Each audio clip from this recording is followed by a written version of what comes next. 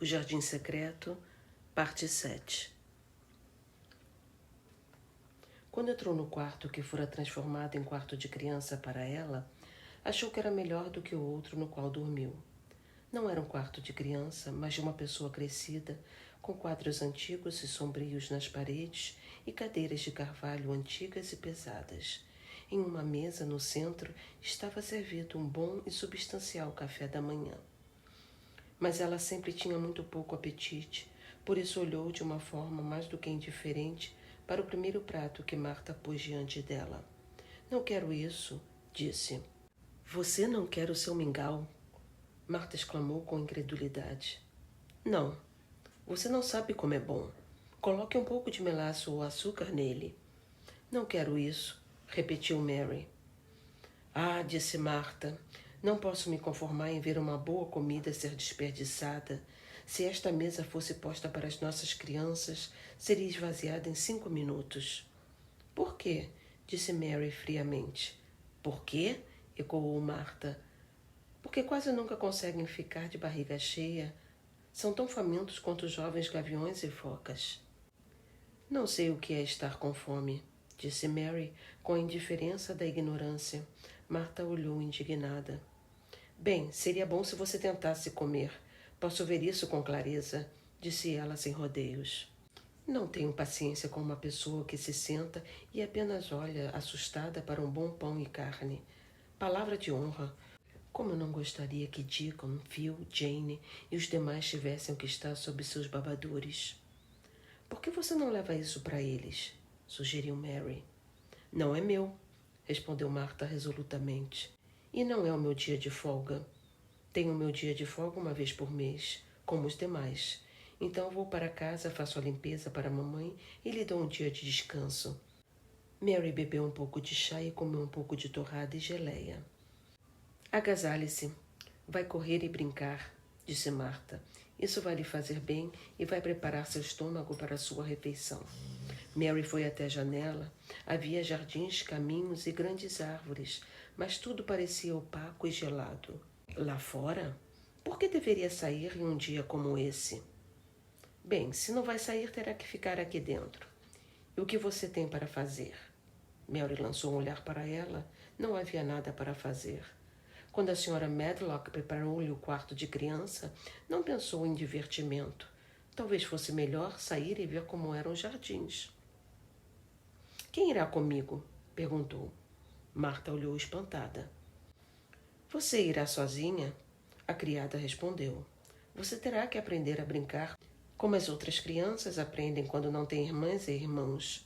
Nosso Deacon sai sozinho para o pântano e brinca lá por horas. Foi isso que o tornou amigo do pônei. No pântano há uma ovelha que o conhece e pássaros que se aproximam e lhe são dóceis. Embora haja pouco para comer, ele sempre guarda um pouco de seu pão para adular seus animais de estimação.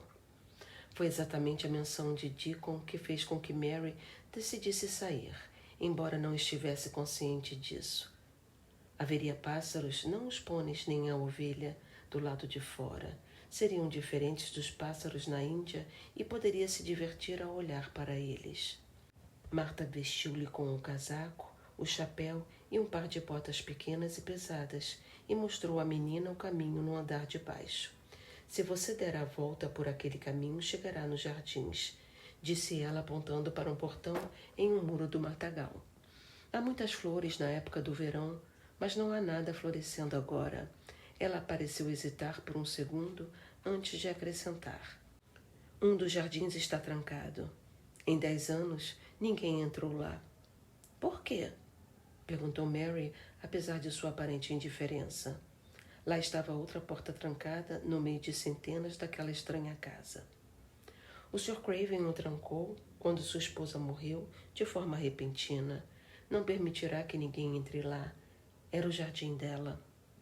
Trancou a porta, cavou um buraco e enterrou a chave. Ah, lá está o sino da Sra. Medlock tocando. Devo me apressar.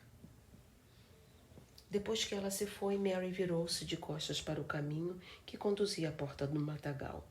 Não podia nutrir pensamentos sobre o jardim onde ninguém entrava por 10 anos. Perguntava a si mesma como ele estaria e se ainda haveria algumas flores vivas nele. Quando passou pelo portão do matagal, ela se viu em grandes jardins, com extensos gramados e caminhos que serpenteavam com bordas recortadas. Havia árvores, canteiros sempre vivas presas em estranhas formas e uma grande piscina com uma antiga fonte cinza no centro.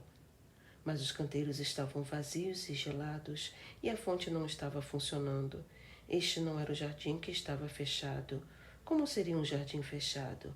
Você sempre deveria poder caminhar por um jardim.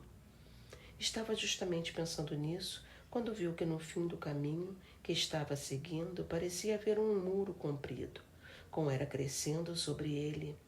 Não estava bastante familiarizada com a Inglaterra para saber que estava se aproximando das hortas onde vegetais e frutas cresciam. Foi em direção ao muro e descobriu que havia uma porta verde sob a era que permanecia aberta. Aquele não era o jardim fechado, evidentemente, então poderia entrar nele. Passou pela porta e descobriu que se tratava de um jardim com muros em toda a sua volta, e que era apenas um de vários jardins murados que pareciam dar acesso a outro jardim. Viu outra porta verde aberta que revelava arbustos e caminhos entre canteiros com vegetais de inverno. As árvores frutíferas estavam nitidamente vergadas contra o muro e sobre algum dos canteiros havia estrutura de vidro. O lugar estava vazio e era bastante feio, Mary pensava enquanto caminhava e olhava assustada. Devia ser mais bonito no verão, quando as vegetações eram verdes, mas não havia nada de atraente ali naquele momento. Logo um velho homem com uma pá sobre o ombro, vindo do segundo jardim, passou pela porta. Sobressaltou-se quando viu Mary e então tocou seu boné. Tinha um rosto velho e carrancudo e não parecia de modo algum satisfeito em vê-la. Mas, por outro lado, ela estava insatisfeita com o jardim dele e usou sua expressão muito rabugenta e não parecia de forma alguma satisfeita em vê-lo. Que lugar é esse? Perguntou ela. Uma das hortas, respondeu ele. O que é isso? Disse Mary, apontando para a outra porta verde. Outra delas, respondeu laconicamente. A outra do lado do muro e há um pomar daquele outro lado. Posso entrar neles? Perguntou Mary. Se você gosta, mas não há nada para ver. Mary não deu nenhuma resposta. Desceu o caminho e passou pela segunda porta verde. Lá encontrou mais muros e vegetais de inverno e estruturas de vidro, mas no segundo muro havia outra porta verde que não estava aberta. Talvez ela levasse ao jardim que ninguém via por 10 anos. Como não era uma criança tímida e sempre fazia o que queria, foi para a porta verde e girou a maçaneta. Esperava que a porta não abrisse porque queria ter certeza de que tinha encontrado o misterioso jardim. Mas a porta abriu com facilidade, portanto, ela a ultrapassou e se viu em um pomar. Havia também muros em toda a sua extensão, árvores vergadas contra eles e árvores sem frutos, crescendo na grama parda de inverno, mas não existia nenhuma porta verde em nenhum lugar.